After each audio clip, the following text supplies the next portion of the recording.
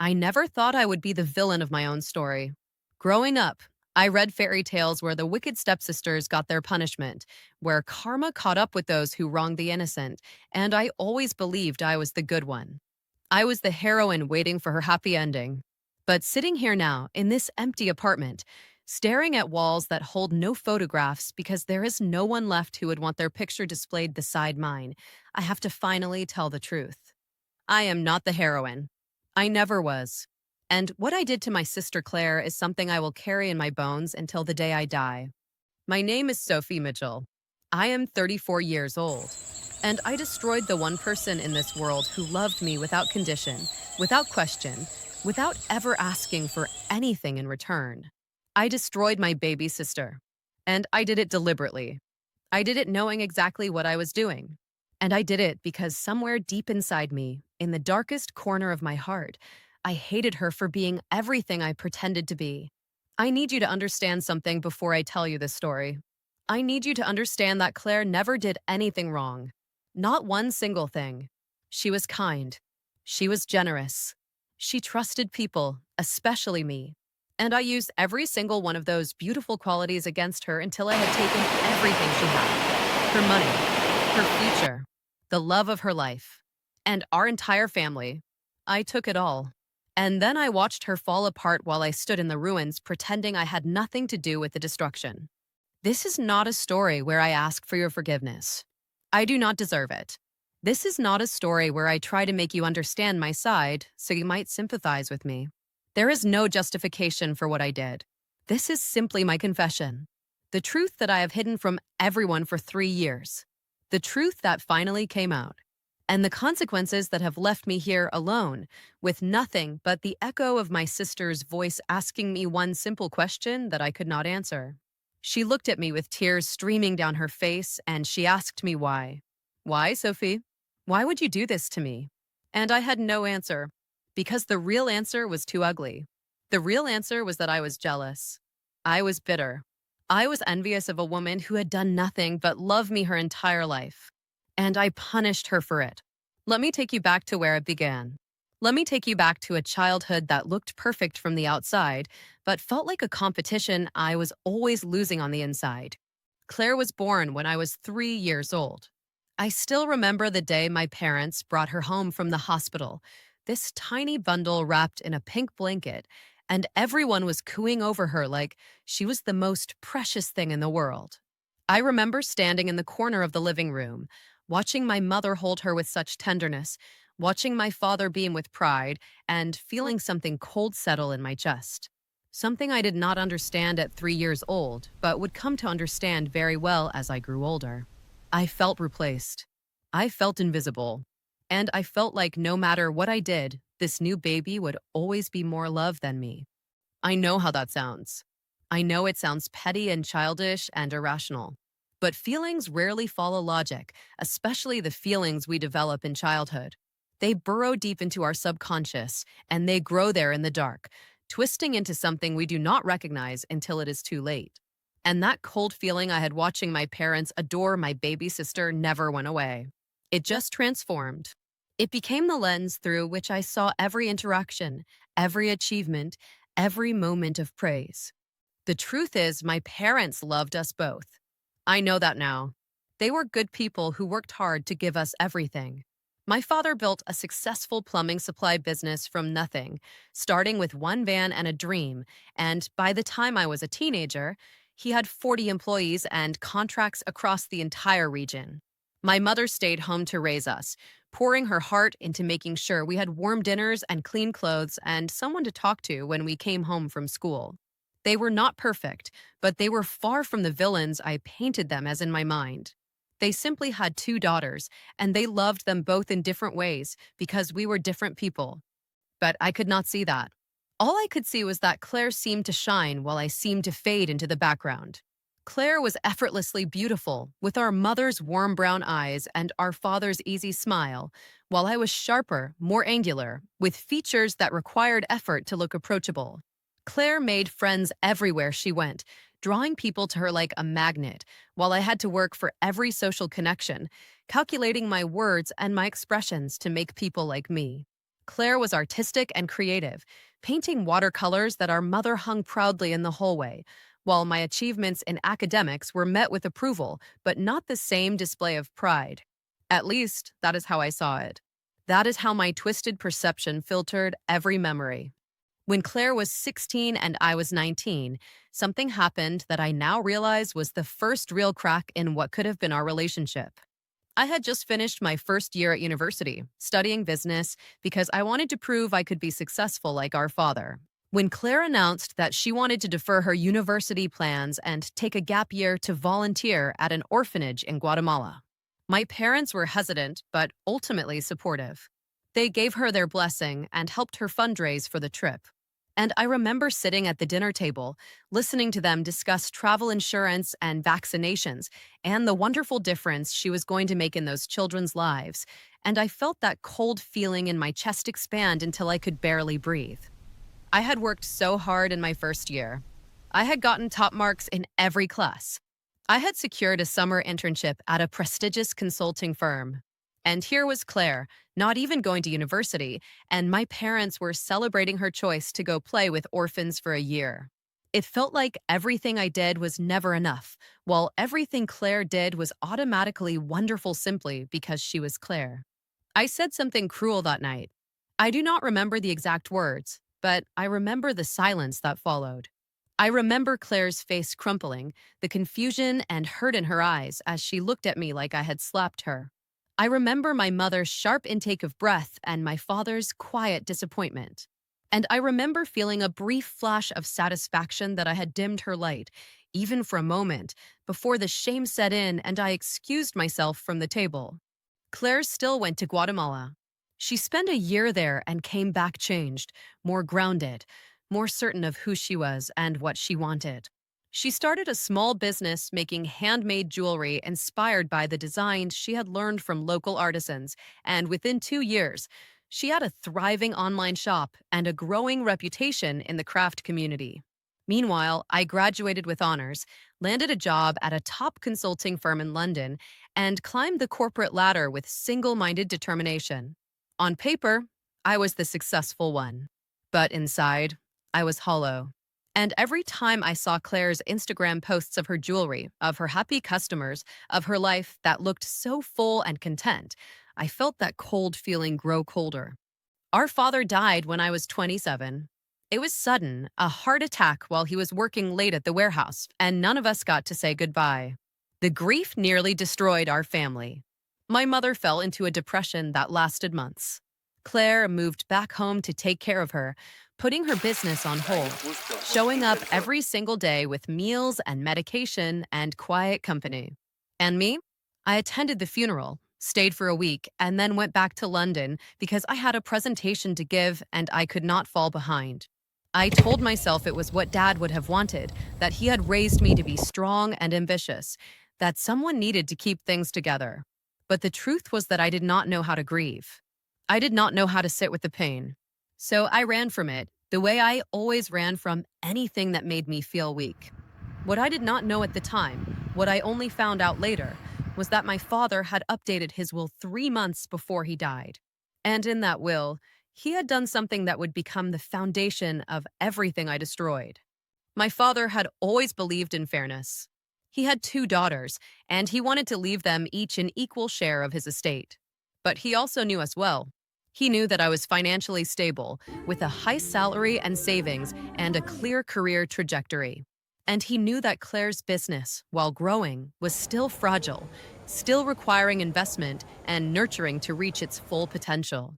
So he structured the inheritance differently. He left me a lump sum of £200,000 to be paid immediately upon his death. And he left Claire the family home, worth approximately £300,000, along with a trust of £150,000 that would be paid out in installments over 5 years to help her grow her business without the pressure of immediate taxes or poor financial decisions. On paper, Claire was receiving more. But my father had written a letter explaining his reasoning, addressed to both of us, asking us to understand that he was not favoring one daughter over the other. He was simply trying to give each of us what we needed most at this stage in our lives. He trusted that we loved each other enough to see the wisdom in his decision. I never read that letter. Not fully. I skimmed it, saw the numbers, saw that Claire was getting the house and more money than me, and I felt that cold feeling in my chest turn to ice. I felt betrayed. I felt overlooked. I felt like even in death, my father was telling me that Claire was the one who mattered more. Looking back now, I can see how irrational that was. £200,000 is a life changing amount of money. And my father had explained his reasoning clearly and lovingly. But I could not see past my own bitterness. I could not see past the narrative I had built in my head over 27 years, the narrative that said I was always second best, always overlooked, always fighting for scraps while Claire was handed everything on a silver platter. So I made a decision, a terrible decision, a decision that would set in motion everything that came after. I decided that I deserved more, and I decided that I would find a way to take it. It did not happen all at once. Betrayal rarely does. It starts with a small compromise, a minor crossing of a line that you tell yourself does not matter. And then the next compromise is easier. And the next. Until one day you look back and realize you have traveled so far from the person you thought you were that you no longer recognize yourself. My first step was subtle. My mother was still deep in grief, not eating properly, not sleeping, barely functioning. Claire was doing everything she could to hold things together, but she was exhausted and stretched thin. So I offered to help with the financial side of things. I told my mother that handling Dad's estate must be overwhelming, and that with my financial background, I could manage the paperwork and make sure everything was processed correctly. She was so grateful. She hugged me and told me what a good daughter I was, and I felt a twinge of guilt that I quickly suppressed. What I did not tell her was that I had already contacted the family solicitor. I had asked questions about the will, about the structure of Claire's trust, about the processes involved in managing the estate. I learned that my mother was named as the executor, but that she could delegate responsibilities to either of her daughters if she wished. And when I offered to help, she did exactly what I hoped she would do. She gave me access. She trusted me because I was her daughter, because I was family. And family does not betray family. Over the next 6 months, I inserted myself into every financial decision involving the estate. I handled the correspondence with the solicitor. I managed the paperwork for the trust. And slowly, carefully, I began to redirect. It started with small amounts. A few £1,000s here and there, categorized as administrative fees or maintenance costs that I claimed were necessary for the estate. The house needed repairs, I told my mother and Claire. The roof was leaking. The boiler was failing. There were legal fees that had to be paid. And they believed me because they had no reason not to. They trusted me completely. I set up a separate account in my name under the guise of an estate management fund. I forged my mother's signature on documents, something that was frighteningly easy to do since she had never been involved in the family finances and did not know what legitimate documents looked like. And month by month, I siphoned money from Claire's trust into my own pockets. By the time a year had passed, I had taken nearly £40,000. £40,000 that was meant to help my sister build her dream. £40,000 that my father had specifically set aside to give her a fighting chance. And I told myself it was fine. I told myself I deserved it. I told myself that Claire had enough, that she had the house, that she had our mother's love, that she had everything that should have been mine. But that was not enough. It was never enough. Because the cold feeling in my chest was not satisfied by money. It was not satisfied by anything I took. It just kept growing, demanding more, whispering that Claire still had something I wanted, something I could not buy or steal. She had Daniel. Daniel Hayes was everything I thought I wanted in a man. He was tall, with dark hair and sharp features, and the kind of confident presence that made people notice him when he walked into a room. He worked in finance, had a promising career, drove a nice car, wore expensive suits. He was exactly the type of man I had always pictured myself ending up with. And Claire had met him at a craft fair of all places. He had been buying a gift for his mother, had struck up a conversation with her at her stall, and within a month, they were inseparable. I met Daniel at a family dinner when he and Claire had been dating for about 6 months. I remember Claire bringing him into the living room, so proud and nervous and excited to introduce him to her sister, and I remember the way Daniel looked at me.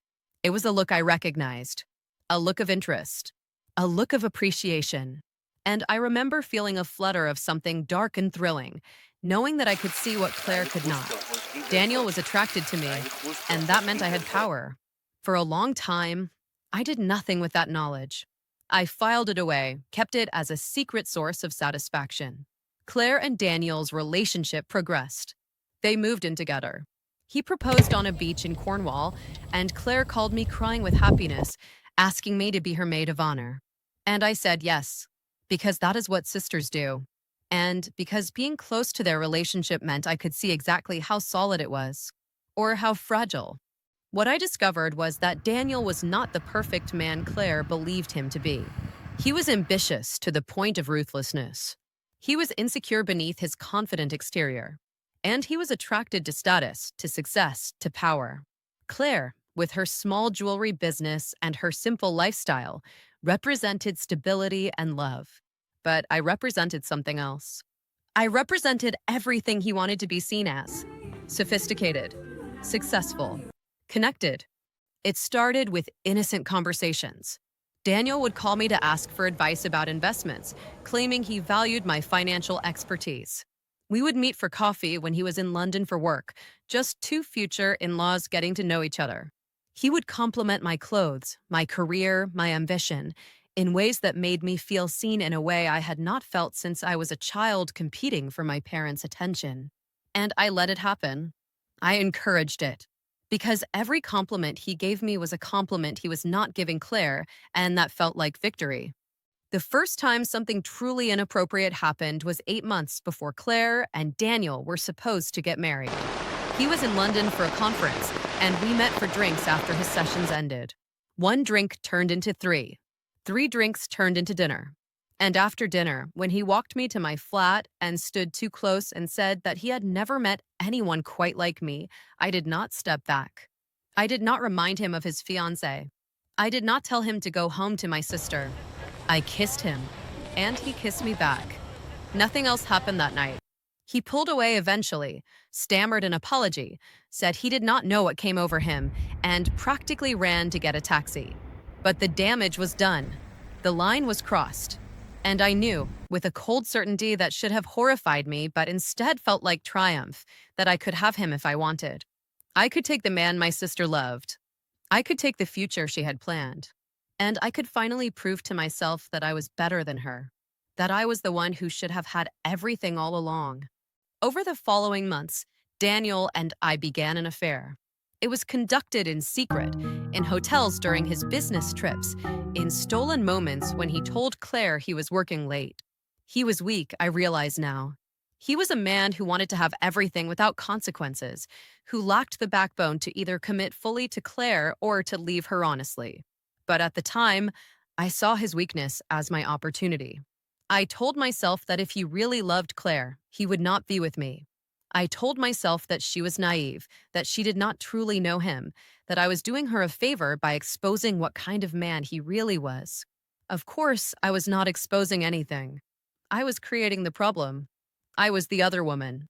I was the one whispering in his ear that he was too good for my sister, that he deserved someone who matched his ambition, that we could have something real if only he was brave enough to take it. The affair went on for 5 months. 5 months of lies. 5 months of looking my sister in the eye at family dinners while knowing her fiancé had been in my bed the night before. 5 months of watching her plan a wedding that I knew would never happen, because I had decided it would not happen. I was going to take Daniel for myself, and I was going to make sure Claire knew she had lost. Not just a man, but a competition she never knew she was in. What I did not account for was Rebecca Jean Thornton. Rebecca had been my best friend since university. We had bonded over late nights in the library, shared apartments, building careers in parallel paths. She knew me better than almost anyone, which meant she knew when something was wrong. She had noticed that I seemed different lately, distracted, secretive. She had asked questions I had deflected, and then, one evening, she saw me. I was meeting Daniel at a wine bar near my office. It was supposed to be discreet, a neighborhood neither of us lived in, a place no one we knew would ever go. But Rebecca had a client meeting nearby, and she had decided to stop in for a drink afterward. She saw us through the window before we saw her. She watched Daniel lean across the table and brush a strand of hair from my face. She watched me take his hand. She watched the intimacy between us that made it unmistakably clear this was not a friendly conversation between future family members. Rebecca did not confront me that night. She slipped away before I noticed her, and she spent 2 weeks deciding what to do. 2 weeks of carrying the weight of a secret she never asked to know. 2 weeks of debating loyalty to a friend she had known for over a decade versus justice for a woman she barely knew but who deserved to know the truth. In the end, Rebecca chose justice. She called Claire. She explained what she had seen. And then she sent her something I did not even know existed. Over the months of our affair, Daniel had sent me messages, texts and emails that were explicit in their affection, explicit in their promises, explicit in their betrayal. I had never thought about someone else reading them. I had never imagined that Rebecca would find a way to access my accounts when I left my phone unattended at her flat one evening. I did not know that she had been gathering evidence, preparing a case against me with the meticulous care of the lawyer she had trained to become. Claire called me 3 days before her wedding was supposed to take place. I was at work when my phone rang, and I almost did not answer because I was in the middle of a meeting. But something made me excuse myself. Something told me to take this call. And when I heard my sister's voice, I knew immediately that everything was about to change. She was not screaming. That was the worst part. She was not crying, not raging, not demanding explanations. Her voice was quiet, hollow, like all the life had been drained out of her, and what remained was just the shell of the woman I had grown up with. "Sophie," she said, "tell me it is not true. Tell me Rebecca is lying. Tell me you did not do this." I could have denied it. For one brief moment, I considered spinning another lie, creating another story, finding a way to blame Rebecca or Daniel or anyone other than myself. But I was tired. I was exhausted from years of carrying the weight of my own bitterness. And in that moment, hearing my sister's broken voice asking me for the truth, something cracked inside me. I told her everything. I do not know why I did it. Maybe I was relieved that the secret was finally out. Maybe I wanted her to know the full extent of what I had done because some part of me was proud of my cruelty. Or maybe, in some twisted way, I wanted her to stop me. I wanted someone to finally see the monster I had become and force me to stop destroying everything I touched. The silence on the other end of the phone lasted for what felt like hours. And then Claire spoke again, and her voice had changed. It was no longer hollow. It was something worse. It was full of a pain so profound that I could feel it through the phone like a physical weight. "Why, Sophie? I was going to make you my maid of honor. I was going to stand beside you and trust you with the most important day of my life. I have loved you every single day since I was born. Why would you do this to me?" I had no answer. I still have no answer. Because the real answer, the jealousy, the bitterness, the years of imagined slights and perceived favoritism, it all sounded so petty when faced with the reality of what I had done. I had not just stolen her fiancé. I had shattered her trust in the person who was supposed to protect her. I had made her question every memory, every shared moment, every time I had told her I loved her. I had destroyed something that could never be rebuilt. Claire hung up without another word. And that was the last time my sister spoke to me. The wedding was canceled. Daniel tried to contact me afterward, tried to suggest that now we could finally be together openly, but I felt nothing but disgust when I saw his name on my phone. He had been a tool, I realized. A weapon I had used against my sister. I had never actually wanted him. I had wanted to win. And now that I had won, the victory tasted like ash. What happened next came faster than I could have prepared for. My mother found out. Claire told her everything, showed her the evidence, laid out the affair, and also something else. Something I had never expected Claire to discover. The money. In the process of untangling her life from Daniel's, Claire had started looking more closely at her finances. She had noticed discrepancies. She had hired an accountant to review the trust our father had left her. And what they found was 3 years of systematic theft. £47,000 missing. Forged documents, fabricated expenses, and a trail that led directly to me. My mother called me with a voice I had never heard from her before. It was not the warm, gentle voice that had comforted me after nightmares as a child. It was not the proud voice that had congratulated me on my promotions and accomplishments. It was the voice of a woman who had just discovered that her daughter was a stranger, a thief, a liar, someone she no longer recognized. She told me not to come home for Christmas. She told me not to call. She told me that she needed time to process what I had done to our family, what I had done to Claire, what I had done to the memory of my father who had trusted me with his legacy. And then she hung up, just like Claire had. And I was alone. The legal consequences came next. Claire could have pressed charges. What I had done with the trust money was embezzlement, a criminal offense that could have resulted in prison time. But she did not want the scandal. She did not want our family name dragged through courts and newspapers. And maybe, somewhere deep down, she could not bring herself to see her sister in handcuffs no matter what I had done. Instead, she demanded restitution. Every penny I had taken, plus interest, plus her legal fees. It wiped out my savings. I had to sell my flat, the beautiful London apartment I had worked so hard to buy, the symbol of everything I thought I had achieved. I moved into a rental, a small one-bedroom in a neighborhood I would have turned my nose up at just a year earlier, and I started the long process of rebuilding from nothing. My career, which I had sacrificed so much for, began to crumble as well. Rumors spread in our industry.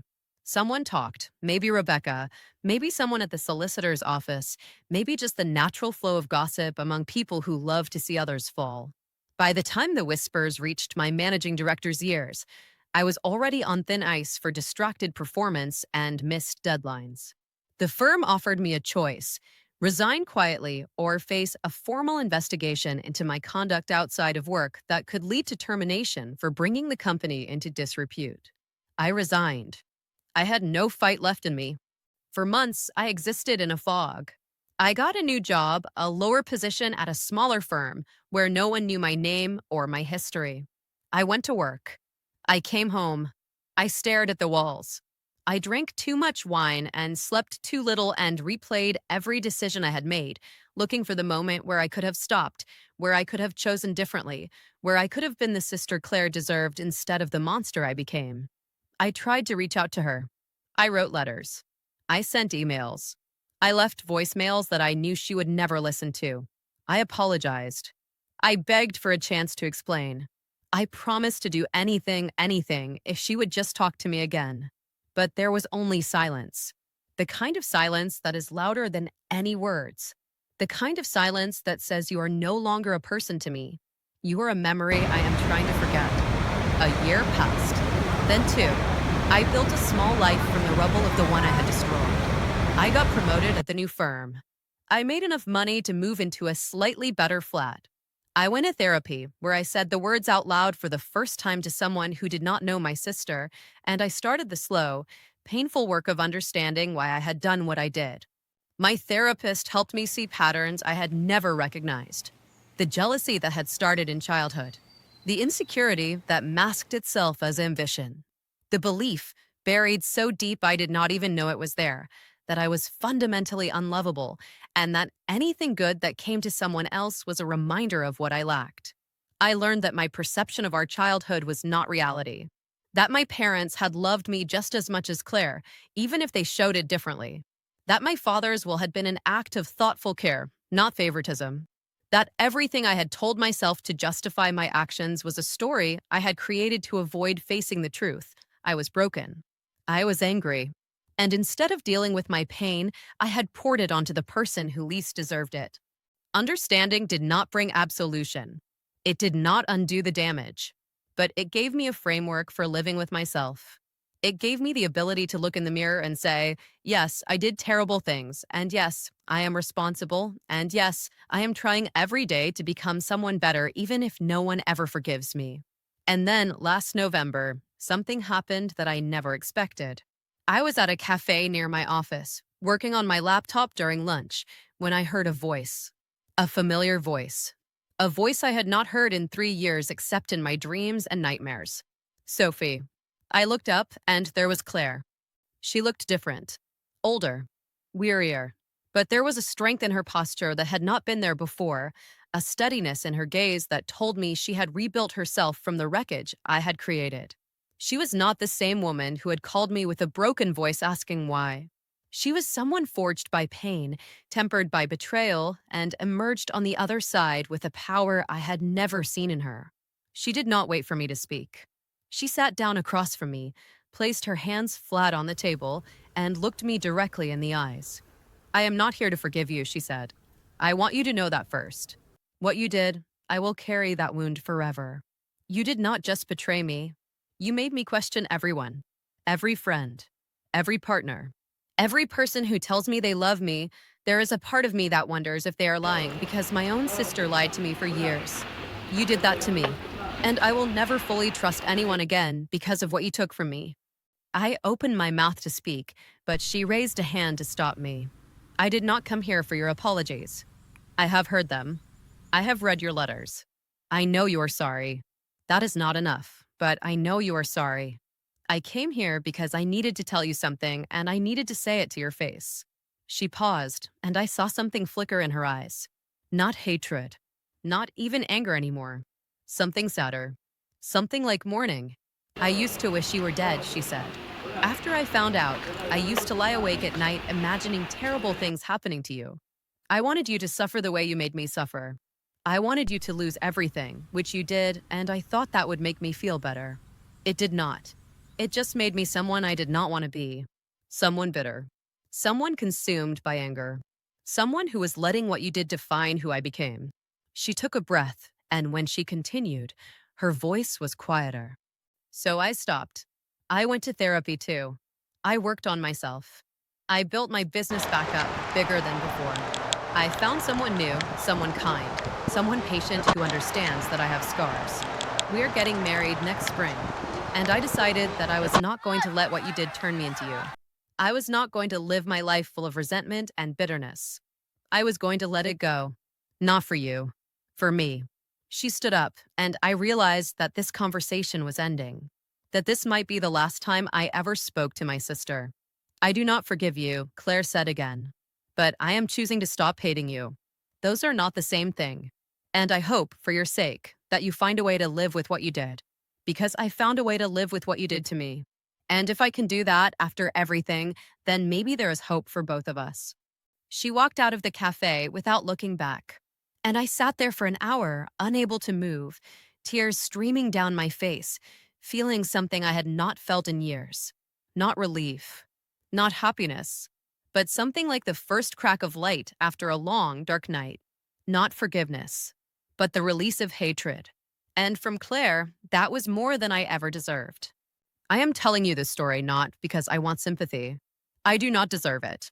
I am telling you because I want you to understand what I learned. Jealousy is a poison.